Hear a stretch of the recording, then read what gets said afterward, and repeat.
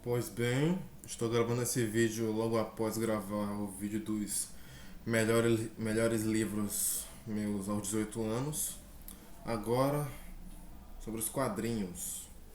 Mas antes, como no vídeo dos livros, vou falar sobre a história da minha relação com os quadrinhos, né? Como eu falei no vídeo anterior, antes de eu começar a ingressar no mundo dos livros de texto, eu ingressei no mundo dos quadrinhos, pois não consegui inicialmente ler o Hobbit, né? Eu só fui ler o Hobbit mesmo um pouco depois. Bem depois, na real, mas enfim. De novo, enfim. Só fui ler o Hobbit um pouco depois. Antes, eu comecei lendo algumas HQs. E a primeira HQ que eu li na minha vida, pelo menos que eu tenho registrado, é essa daqui. Rei Deadpool, todo saiu em um rei. No caso, eu pensei assim, pô, não estou conseguindo ingressar nos livros de texto. Então vou escolher outra coisa que eu consiga. No caso eu pensei em uma coisa, um HQ que também é um livro, né? Só que com menos texto e mais imagens, claro. Aí eu pensei, pô, qual que eu posso escolher, né? E nesse tempo, recentemente eu tinha visto o filme do Deadpool 2, né, com pirata. Hoje em dia eu não pirateio mais nada, mas na época eu vi o filme Deadpool 2. E nem vi o terceiro ainda, queria muito ver, inclusive. Eu pensei, pô, então vou escolher aqui um HQ desse personagem, né? Que é o meu personagem favorito da Marvel, o Deadpool. Aí eu vi lá algumas e peguei que tinha um preço mais acessível. Que no caso hoje em dia eu acharia que é caro, mas na época eu não sabia muito como funcionava o preço de um HQ ou de um livro em si. Aí peguei essa daqui. Eu também li o volume 2 desse daqui. Não sei se tem volume 3 ou nada assim. Eu acho que não. É só um e 2 mesmo. Bom, e quando chegou aqui, foi tipo uma coisa mágica, né? Porque foi uma coisa nova, que eu nunca tinha experimentado antes. Aí, tipo, eu abri, vi com os desenhos, coisa que eu nunca tinha visto antes, e fiquei maravilhado, sabe? Tipo, eu vi aqui as artes, ó. São artes bonitas. Daí, tipo, enfrentando os seres da ilha. E no caso aqui é uma história do Deadpool, que ele foi contratado para matar o rei de uma ilha que fica próximo de Nova York, eu acho. E no caso nessa ilha, que é a Ilha dos Monstros, acho que foi o nome da ilha. Acho que não é, mas enfim. Ilha dos Monstros. Aí lá nessa ilha tem uma política, que o Deadpool não sabia. Que quem mata o rei vira o novo rei da ilha, né? Ou seja, o Deadpool matou o rei da ilha, porque ele foi contratado para isso, se tornou o novo rei da ilha. Só que o Deadpool é imortal, né? Aí daí se desenrola a historinha e tal, que a história é bem interessante, diferente do Hobbit. Não está entre as melhores HQs que eu li, mas é um HQ bem legal. O volume 1, o volume 2 já é mais ou menos, não é tão legal assim quanto o volume 1 e tal. Eu lembro que eu demorei bastante para ler esse volume aqui, porque eu tenho um ritmo de leitura bem lento. Eu demorei acho que 5 ou 6 dias para ler. Um negocinho desse daqui. Mas também eu quis ler aproveitando, né? Não quis ler correndo. Eu quis aproveitar todos os conteúdos que esse quadrinho aqui tinha. Eu adoro essa ceninha aqui.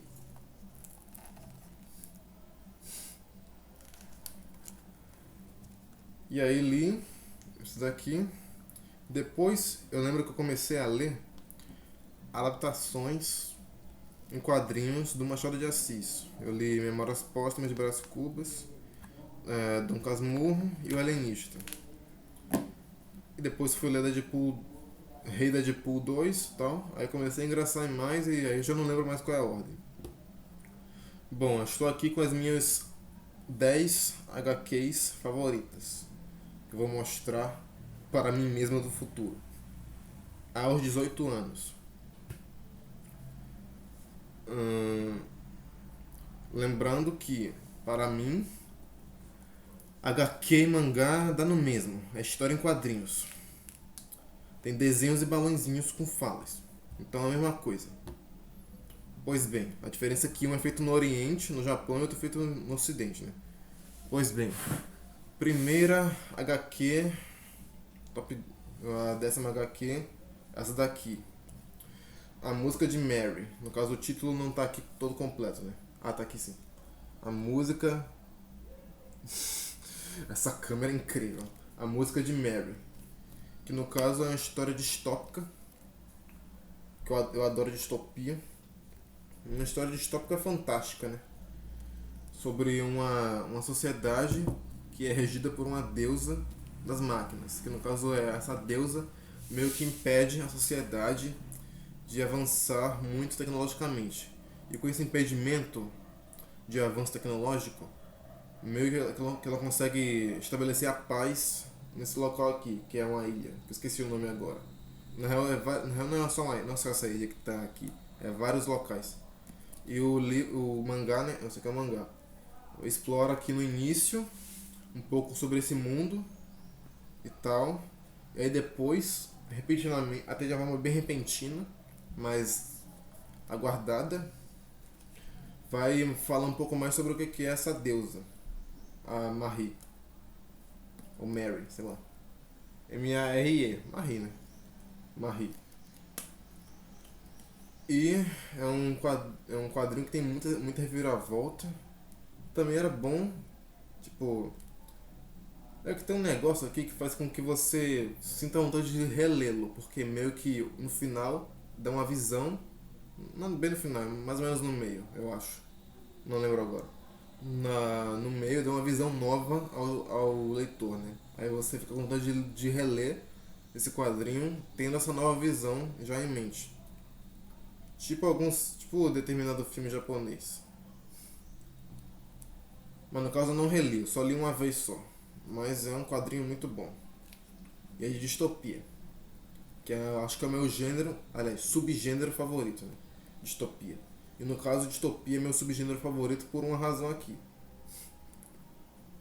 Aqui é a música de Mary, deixa eu pegar aqui um desenho legal, se eu achar. Ah, tem as partes coloridas do mangá, nem lembrava. Tem as partes coloridas, mas o resto é todo preto e branco. Mesmo, deixa eu ver. Não estou achando nenhuma parte legal. Nossa, essa parte aqui. Essa parte aqui eu dei uma risadinha. Um pouco constrangedora.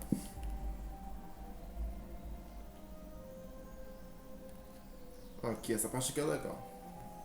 A imagem. Não lembro do que isso aqui se trata. Uma árvore.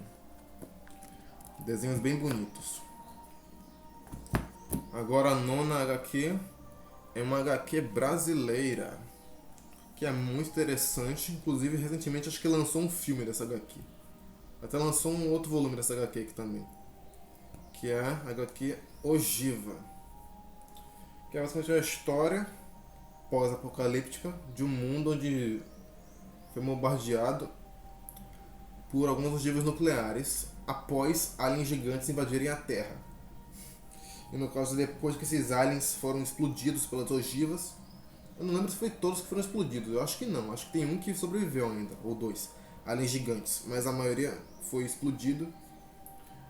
E aí soltaram outras paradas na Terra, né? Tipo aquele bicho do Cloverfield, que ele é um bicho gigante que solta alguns alienzinhos dele, né? Algumas pulgas. E aí, ó, sobre a contracapa. E aí, mostra que uma aventura muito legal sobre essa mulher aqui, ó. E essa menina, no caso essa menina, eu não lembro como foi que aconteceu, mas acho que, mas essa mulher que foi separada da menina, essa menina que ficou esperando ela numa barraquinha lá. Numa barraquinha não, numa cabana, né? Cabana, sei lá. Aquele negócio de acampar.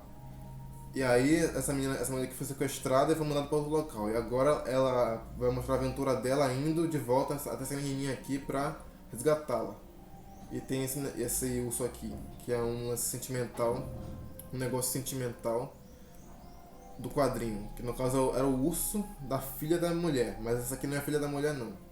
É outra coisa. E também tem uns desenhos muito bons. É um desenho que eu adorei, esse estilo aqui. Olha que legal. É um quadrinho que remete muito a Lovecraft, acho eu. Remete não, com certeza. Isso aqui é um ritual que eles fizeram para esse alien aqui vir à Terra ou algo do tipo. E é um desenho muito bonito. Tipo, basicamente é um desenho que faz o simples virar complexo, digamos assim. Esse estilo de arte aqui. Fez o simples virar complexo. Porque é um desenho simples, só que com alguns detalhezinhos a mais que deixam ele bem legal. Ó, a imagem da sobrecapa aqui. Sobrecapa não, da contracapa. A minha cachorra tá latindo. E é uma aventura muito divertida. Eu li isso aqui muito rápido, eu li isso aqui em poucas horinhas, o quadrinho todo. Muito divertida, muito emocionante e tem várias reviravoltas inesperadas. Muito bom, ogiva, quadrinho brasileiro. Eu acho que é o único brasileiro daqui. É o único brasileiro, mas merecidamente. Pois bem, agora um quadrinho que é uma antologia. E é o único aqui que é uma antologia. Que é cinco contos de um. Eu acho que é isso. 5 contos que foram adaptados em quadrinhos de um mesmo autor. Que é aqui o Biblioteca Gaiman. Esse aqui é o volume 1, só que eu acho que não tem outros volumes, só tem esse. Mas se tiver outros volumes, ou se tiver e não foi lançado ainda, tudo bem, porque são várias historinhas aqui. São não, são 6 contos, acho eu. 5 ou 6 contos. Aqui cada conto é bem legal, muito criativo e possui várias abordagens interessantes. Não, são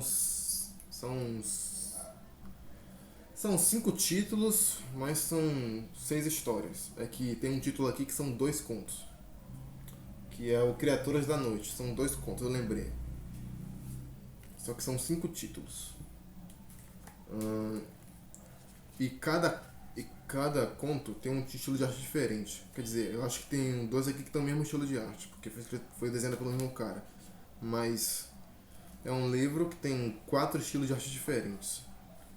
E é bem interessante, porque dá pra ver o trabalho em equipe, né, que algumas pessoas fazem. Sei lá, não sei o que eu tô falando. Deixa eu pegar aqui uma imagem legal do primeiro conto. Não sei, essa daqui. Só que esse primeiro conto é muito filosófico porque. Não é, mas é legal, porque meio que aborda um cara num mundo de fantasia. Ele está tentando escrever uma história que remeta ao real. Que no caso, no mundo dele, o real é a fantasia. O real é o fantástico. Aí ele está tentando lá escrever incessantemente essa história que faz com que as pessoas reflitam no dia a dia delas. Que no caso é a história de, sei lá, cravar a espada em coração de vampiro. Ou algo assim, tudo mais. E daí, meio que acho que vem um corvo nele e pensa assim: por que você não tenta escrever uma história de ficção, em vez de algo que remeta à realidade, uma história de ficção mesmo? Aí ele tá bom, ele tenta escrever. Aí ele meio que escreve uma história sobre uma mulher. É, sobre uma mulher que tá vivendo a vida normal. Uma história bem normalzinha mesmo. Aqui que ela tá esquentando água pra botar café, algo assim. É um conto um pouco pensativo, né? Primeiro conto. Depois o Criaturas da Noite tem a minha história favorita, que é a história do gatinho que enfrenta Satã. Que é esse gatinho aqui, ó. Que lembra até o gatinho do cemitério, né? Só porque é preto. E deixa eu pegar aqui, ó. Criaturas da Noite. Tem a história dos gatos e das corujas. Que eu não lembro muito bem do que é das corujas, mas a do gato eu me lembro que é a minha favorita. Basicamente é a história de um gatinho misterioso que aparece na casa de um homem que vive no meio do nada. Esse gatinho aparece na casa dele cada vez mais machucado. E o cara não sabe porque o gatinho tá toda vez indo na casa dele mais machucado, só que ele aí descobre que basicamente o diabo tá vindo na casa dele querer pegar ele. Só que esse gato, ele enfrenta o demônio, né? para salvar esse cara que nem é dono dele, porque o cara não adota o gatinho, eu acho, se eu não me engano. Aqui, ó, o momento em que o Cramunhão aparece. Eu achei muito legal esses conceitos aqui. Assim, a história é mais legal do que eu posso descrever, né? Mas é interessante. E tem outras histórias aqui também. Só foi só duas. Biblioteca Gaiman. Muito bom esse quadrinho. Agora um quadrinho que me surpreendeu, eu acho. Que eu não esperava tanto, mas eu achei muito interessante e muito divertido. Que é Sherlock Time. Quadrinho bem grande, né? Que no caso é um quadrinho desse cara que nem é o protagonista, apesar de ter mais protagonismo do que protagonista, porque né, tem o título aqui. Só que no caso é um quadrinho de mistério, onde esse cara, Sherlock Time, faz investigações e é um quadrinho de ficção científica. E também o interessante é que a gente vê a visão de outra pessoa, que é o amigo Luna. Eu lembrei. Eu sou horrível em lembrar não, mas eu lembrei agora. O amigo Luna é o protagonista, né? Que a gente vê tudo na visão desse Luna. E daí a gente consegue ver o Sherlock Time desvendando o mistério sem o amigo Luna saber. Mas aí depois ele consegue explicar como que ele fez aquele negócio lá, né? Isso eu acho que é um elemento narrativo bom, porque no caso a gente fica só com a ação toda e tal, aí no final a gente entende por que aquilo aconteceu, mas a ação desse livro aqui é muito, muito legal. E também ó, tem um detalhe que no início eu achei que não seria tão bom assim, mas é muito bom também, porque esse livro aqui tem muito texto. Tem muito texto. Só que esse texto aqui é tão bem escrito que te deixa hipnotizado na história. Tipo, não fica enrolado, não fica nada. E você só fica que você fica querendo saber ainda mais sobre a história com esse tanto de texto aqui. Que a princípio parece ser desnecessário, mas não é. É bem necessário esse texto todo. E não é nem um pouco chato, é muito divertido essa história, esse quadrinho aqui. São vários contos desse personagem aqui, ó. Porque no caso saiu em revistinhas, né? Então, não foi como esses daqui. Esses aqui saíram todos de vez, acho eu. Esse aqui é um quadrinho antigo, né? Aí saiu em revistinha e tal, formatinho, né? Tudo mais, aos pouquinhos aqui juntaram tudo. Esse personagem aqui. Muito divertido, muito empolgante e muito criativo. Sherlock Time. Agora quase três seguidos, mas tem um no meio aqui que não é isso. Mas mais ou menos é. Agora quadrinhos emocionantes. Vou começar por esse daqui, que é um dos maiores. É o segundo maior, acho eu. Ou o terceiro. Enfim. Condado de Essex. Basicamente a história. Vou até pegar aqui, ó, se eu achar. Vou até pegar aqui a árvore genealógica. Se eu achar, né? Essa aqui? Não. Não estou achando a árvore genealógica que tem aqui. Que no caso é a história de várias famílias com várias gerações e tal, a relação deles, os fatos que acontecem e que te deixa emocionado, sabe? Porque realmente é uma coisa muito humana, muito impressionante. Condado de Essex. Eu queria achar a árvore genealógica, achei. Aqui, ó. No caso, as histórias são contadas de forma meio bagunçada. Mas depois que você chega aqui na árvore genealógica, que acontece aqui, ó. Tipo, deixa tudo mais desperto pra você. Porque conta a historinha de vários personagens. Vários. E aí você fica meio confuso ao decorrer da narrativa e tal. Mas você vai gostando, porque são histórias muito emocionantes e muito bem contadas. E aí depois que você consegue linkar tudo, fica ainda mais incrível. Porque é a história de uma família toda, né?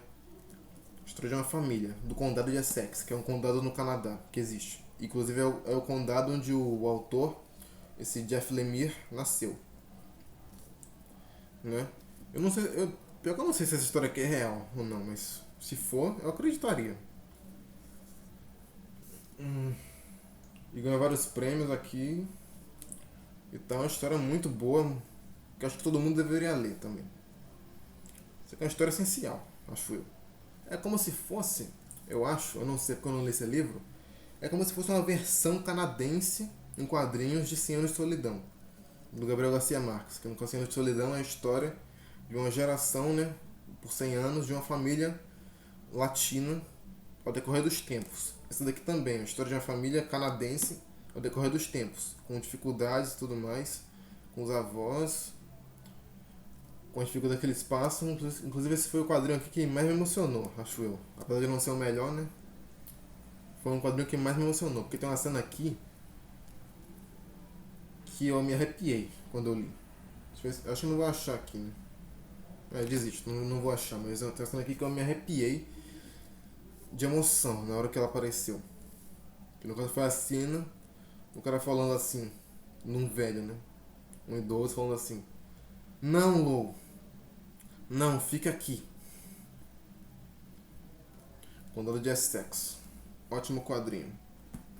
Agora, o sexto, agora o 5. Quinto quadrinho. Que eu não achei que seria tão bom assim. Porque não é uma obra principal do autor, nem nada do tipo. Mas ainda assim conseguiu ser uma das melhores coisas que eu já li na minha vida. Ser uma das melhores coisas que eu já li na minha vida. Que é Ao Coração da Tempestade. Ao Coração da Tempestade de Will Eisner. Esse aí que é o pai dos quadrinhos americanos, né? Ou algo assim. E no caso é uma história autobiográfica dele e da família dele. No caso aqui vai mostrar que o Will Eisner teve a oportunidade de não ir para a Segunda Guerra Mundial. Ou seja, de não ir aqui lá na Segunda Guerra Mundial, a tempestade, né? E ele estava indo ao coração da tempestade, que é a Segunda Guerra Mundial. Ele não precisava ter ido, ele tinha a oportunidade de evitar ir para a guerra. Mas aqui mostra por que ele decidiu ir para a guerra. Porque lá ele encontrou um propósito de vida. O autor encontrou o propósito de vida lá.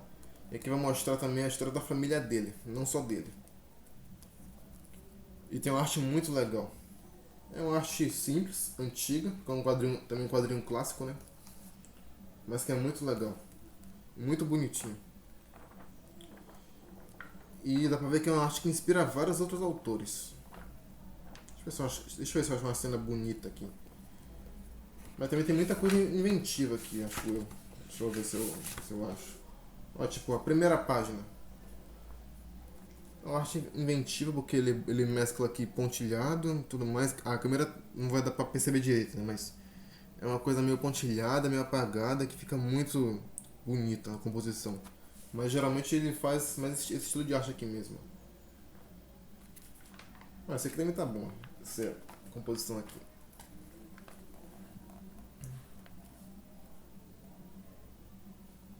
É uma arte muito legal. Ao Coração da Tempestade. Minha dicção é uma merda, né? Enfim, quadrinho muito bom. Eu estou muito ansioso para ler o Nova York dele. Esse aqui não é o quadrinho mais famoso dele. O mais famoso, se eu não me engano, é Nova York. E também eu tô aqui com o Complô dele. Eu tenho mais dois dele. Eu quero muito ler esses dois também. Se forem tão bons quanto esse aqui, estupendo. Agora, lembra que eu falei que eu adorava distopias? Que eu adoro distopias? Bom, eu passei a amar distopias a partir do momento que eu li isso daqui. Que é uma adaptação de um romance que depois de lê-la, eu quis comprar um romance de fato, que é Fahrenheit 451, adaptação autorizada. No caso, eu não tinha vontade de comprar o romance em si, né?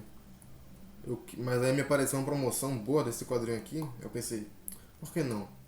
Aí comprei e li. E simplesmente foi uma das melhores leituras que eu fiz na minha vida. Fahrenheit 451, adaptação autorizada. E depois de ler esse quadrinho, que eu quis comprar o livro de texto. Que eu vou até pegar aqui o livro de texto.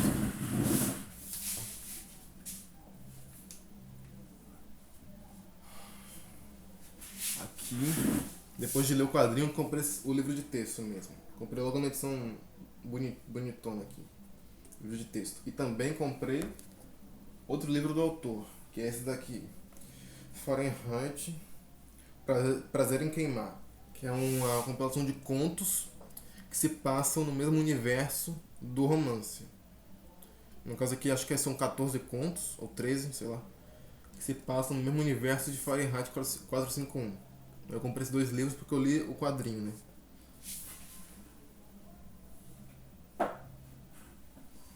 Porque esse quadrinho é surreal. E no caso, o livro, né? Porque eu elogio o quadrinho, eu também elogio um livro, mas os desenhos também são muito bons.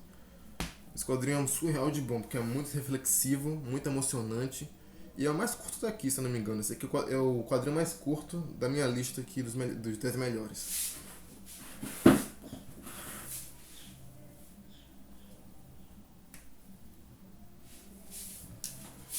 Eu também li em um dia. Isso aqui é maravilhoso. E também depois eu quis comprar Admirável Mundo Novo, né? Depois que comprei Fahrenheit. Ou então foi junto que eu comprei Fahrenheit com Admirável Mundo Novo, eu não lembro. Mas aí depois disso aqui eu comecei a amar distopias, porque foi a segunda que eu li. A primeira foi a Revolução dos Bichos, né? Depois veio essa. Aí eu vi, pronto, meu subgênero favorito. E você fala que os desenhos também são maravilhosos dessa edição aqui. Deixa eu ver se eu acho uma cena aqui boa. Uma cena icônica.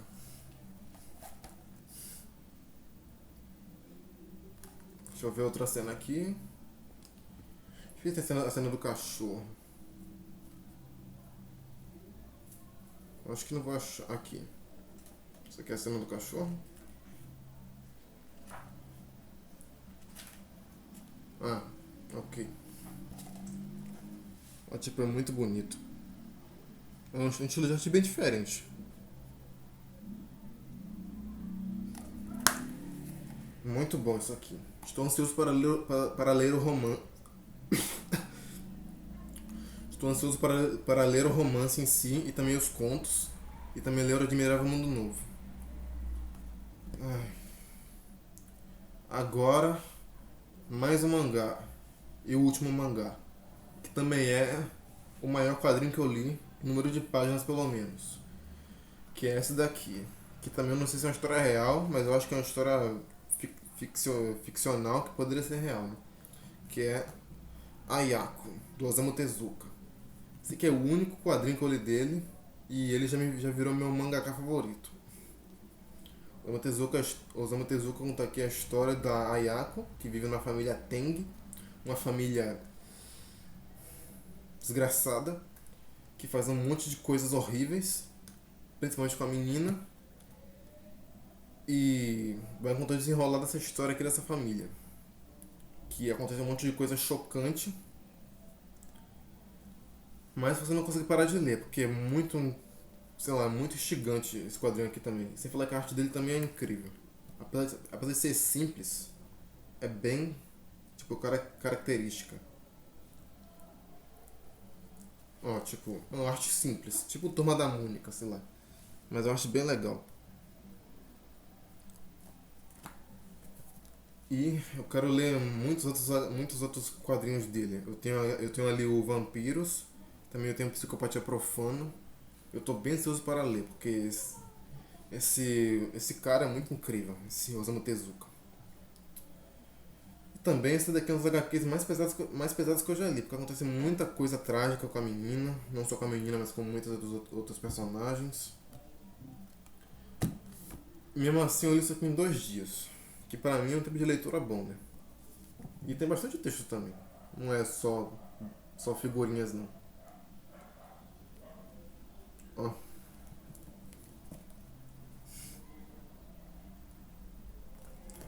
Ayako, ótimo quadrinho, ótimo livro. E tem 2 finais, inclusive. Agora chegamos nos 2 mais definitivos. No caso dos livros de texto foram A Revolução dos Bichos, 1984 e Jurassic Park, junto com O Mundo Perdido, né, que são os 3 definitivos. Esses aqui são os dois definitivos que estão no meu top 2 e que na real eles variam dependendo do dia que eu vejo. O segundo pode ser o primeiro pode ser o segundo e tal, mas de qualquer forma eles são os quadrinhos da minha vida. No caso, o primeiro é Superman entre a Foice e o Martelo. No início desse quadrinho, na real do primeiro, ele é dividido em três partes. Na primeira e segunda parte é boa, tudo mais, bem legal os conceitos, só que nada demais. Mas na terceira parte, tipo, não consigo nem explicar o que é isso. A terceira parte desse quadrinho aqui. Só digo uma coisa. No final, a Terra virou Krypton, ou Krypton sempre foi a Terra. Algo assim. Não sei dizer exatamente. E também as reflexões do quadrinho são incríveis. O desenho também é muito bonito, mas não é o forte, né? O forte mesmo é o roteiro disso aqui. Que é de longe, muito de longe, o melhor quadrinho de super-heróis que eu já li na minha vida. Que aliás eu acho que é o único da minha lista de top 10, né? Eu não sei se Sherlock também chega a ser de super-herói. É de herói, mas não sei se é de super-herói, porque ele não tem superpoderes, aparentemente. E é genial. Deixa eu ver se tem alguma cena legal aqui pra mostrar. Do começo. Ah, e também tem os outros heróis aqui. Tem o Batman e tudo mais. Ó.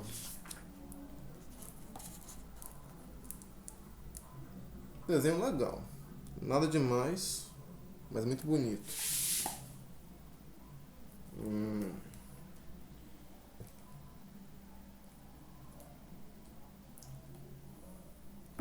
Deixa eu ver aqui. Deixa eu ver uma cena icônica. Ó. A Tropa dos Lanternas Verdes, que são a única coisa que não mudou nesse quadrinho. Que no caso, o Batman também é soviético, a Mulher Maravilha não vai para os Estados Unidos, o Flash não aparece, mas os Lanternas Verdes são americanos também.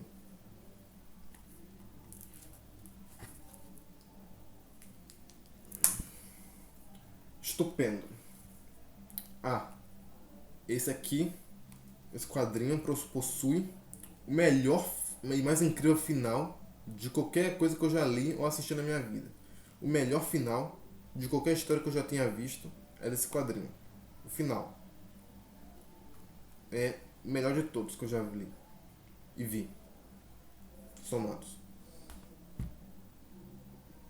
Agora, o primeiro lugar, merecidíssimo, que aliás foi um dos primeiros HQs que eu já li, que é Maus, a história de um sobrevivente. No caso é um quadrinho sobre fazer um quadrinho sobre o pai do cara que é um sobrevivente ao Holocausto.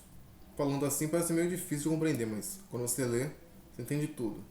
Inclusive, uma coisa que eu me arrependo muito de não ter logo comprado a edição capa dura desse quadrinho aqui. Que essa aqui é a capa mole. E agora a capa dura dele esgotou, aparentemente. Queria muito ter comprado a edição capa dura desse quadrinho aqui. Porque ele é maravilhoso. Não tenho nem palavras para explicar isso daqui. Uma história emocionante que te revela muitas coisas da maldade humana e da história e das relações humanas, né? Tudo isso com desenho a lá Turma da Mônica também. Você fala na sutileza da metáfora, né? No caso é, os judeus são ratos, os nazistas são gatos. E os porcos são poloneses. No caso, os poloneses são animais, são porcos.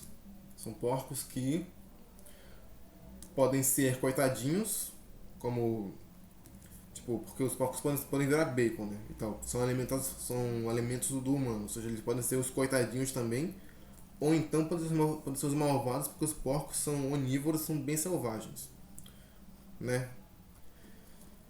E tal. Daí os porcos têm essa dualidade entre ser frágil e ser selvagem. Ou seja, que pode ser um nazista, pode estar do lado dos nazistas, ou pode sofrer na mão dos nazistas também. E também esse aqui foi o único quadrinho na história que ganhou o prêmio Pulitzer aqui. Eu também gostaria muito de comprar outros quadrinhos do Art Spiegelman. Não sei se tem pra vender aí no Brasil. E também esse quadrinho aqui possui a cena que eu lembro. Tenho cravado na mente a cena mais aterrorizante e chocante que eu já vi na minha vida em um livro. Porque é uma cena real. Porque no caso, eu não me abalo facilmente por histórias de mentira, né? De ficção. A exceção seria 1984, que, né?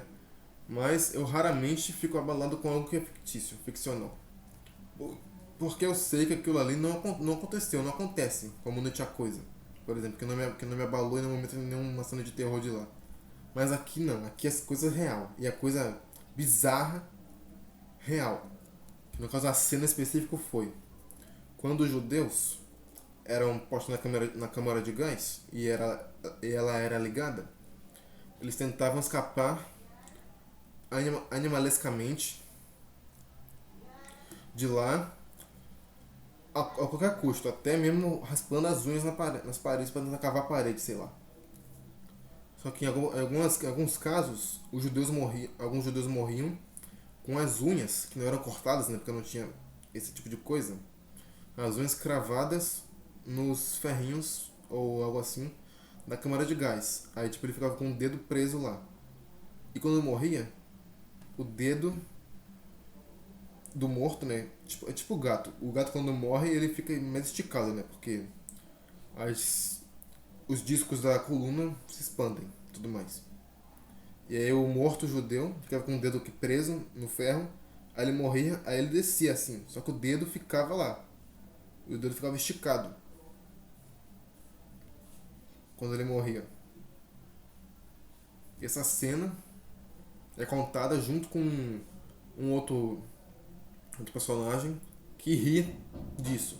Que ri dos judeus com o dedo esticado. E aí isso me traumatizou, né? Essa cena aqui do personagem rindo, que eu não lembro agora se ele era um judeu ou um nazista, o cara que riu, né? Mas eu acho que era outro judeu, porque tinha os judeus que ajudavam a catar os corpos, né? E tudo mais. Aí essa cena me traumatizou pra sempre. Basicamente, eu sempre vou lembrar desse quadrinho por causa dessa cena. Mas não só por isso. Porque esse quadrinho aqui também é um quadrinho essencial para qualquer pessoa ler. Todo mundo deveria ler Maus.